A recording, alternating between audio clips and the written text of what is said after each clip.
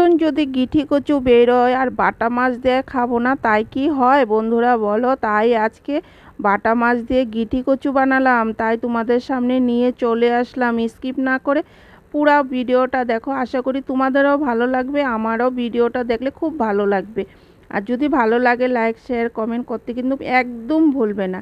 আর দেখো এখানে আমি তেলটা অলরেডি গরম বসিয়ে দিয়েছি, আর এখানে কচু আর আলুও আমি সিদ্ধ করে নিয়েছি। কেন কি না সিদ্ধ করলে না এটা লুত হয়ে যায় কচুটা, তাই একটুখানি সিদ্ধ করে জলটা ফেলে দিয়েছি। আর এইখানে আমি মাছটা আগের থেকে অলরেডি ভেজে রেখে দিয়েছি। আর এখানে দেখো একটা মশলা করেছি, এটার মধ্যে জিরা আর হলো কাঁচা লঙ্কা, অন্য আর কোনো মশলা আমি দেব না।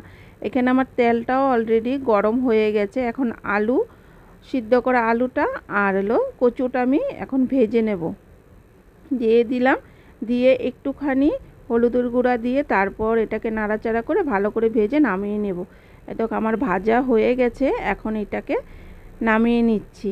আর আমি এই তেলেই বানাবো, তেল আর বেশি দেব না। আর তোমরা পারলে সরিষার তেলেই বানাবে, খেতে কিন্তু দারুণ লাগে।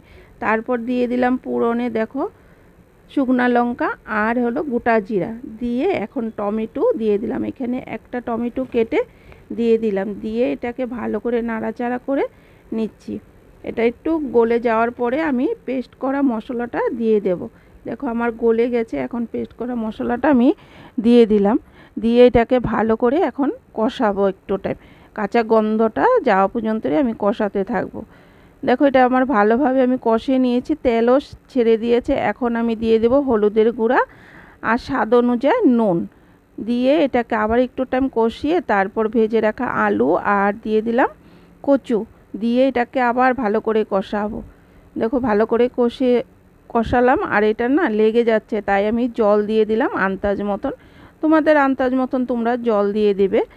এটা এখন একটু ফুটতে থাক, ফোটার পরে ফুটে উঠে যাওয়ার পরে আমি দিয়ে দেব মাছগুলো। আর দেখো আমার কচুটাও ভালোভাবে সিদ্ধ হয়ে গেছে, আলুগুলোও সিদ্ধ হয়ে গেছে।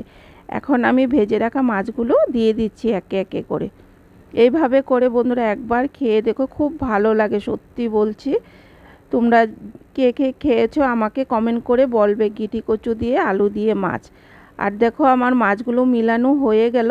আর এখানে আমি দেখো ধন্যাপাতা কেটে রেখেছি, এটা আমাদের এখানে বিলাতি ধন্যাপাতা বলে, অনেকে আবার নাগা ধন্যাপাতা বলে, তাই এই ধন্যাপাতাটাও দেবো। তোমাদের হাতের সামনে না থাকলেও না দিলেও চলবে, কোনো মানে দরকার নেই। এই যে দেখো আমি দিয়ে দিলাম ধন্যাপাতাগুলো, দিয়ে একটু টাইম ফুটতে দেবো।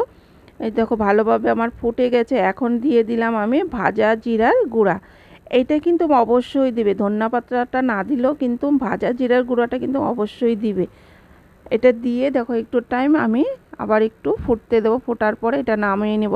এত সুন্দর সেন্ট বেরোয় না বন্ধুরা, তোমরা মানে তোমাদেরকে বলে বোঝাতে পারবো না। এই যে তারপর হয়ে গেছে, এই যে নামিয়ে নিলাম।